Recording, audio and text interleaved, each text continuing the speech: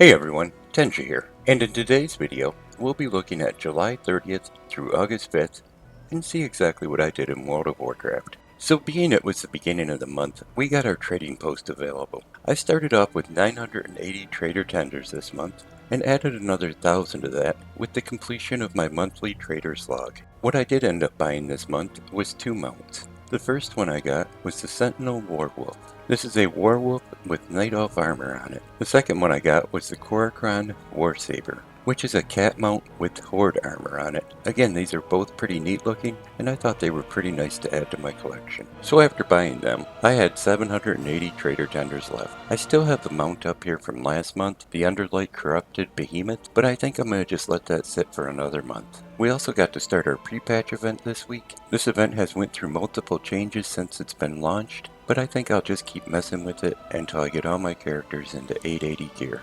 On top of all that, I did make it into my weekly mount farms, and again, we couldn't farm up Vengeance this week because Sylvanas Windrunner was still bugged, so I only have 4 mount farms for the week. So let's take a look at them and see how I did. So here we go again with my first normal farm. That's for the Scythe of the Unmaker. This drops an Antorus the Burning Throne, and since I'm after the red version of this, I've got to be on Mythic. Once I get over there and I make sure I'm set to Mythic, I head in, work my way back to Argus the Unmaker and take him down. This week I get attempt number 121 on the Scythe, but I don't see it drop again, so I'm going to have to come back here next week. Now I push on to my first mount farm of the week, and that's for the Ny'alotha Allseer. This drops in Ny'alotha, the Waking City. I haven't tried soloing this since the patch came through. I was soloing it before the patch, and it's a pretty time-consuming place, so just doing it with a group from Group Finder is much easier. Once I found a group, we headed in, and we worked our way back to Ny'alotha. Taking him out this week gave me attempt number 6 on the mount. It's another one I didn't see drop, and it's another one I'll have to come back to next week.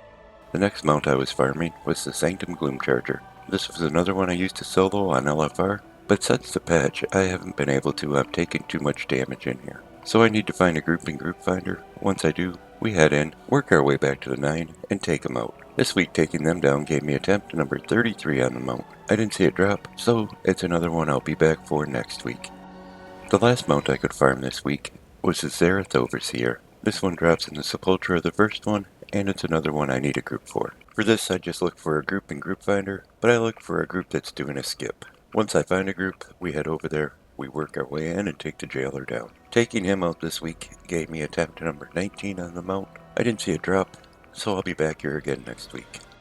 And right about here is where I'd normally do my multi-character farm, but the only mounts I have left to farm either take quite a while to find a group for, or the instance is pretty long and it takes a long time to get my character through there.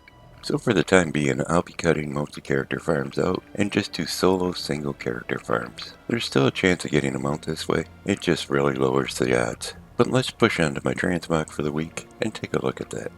So this week's Trans-mog is the Jingoist War Armor.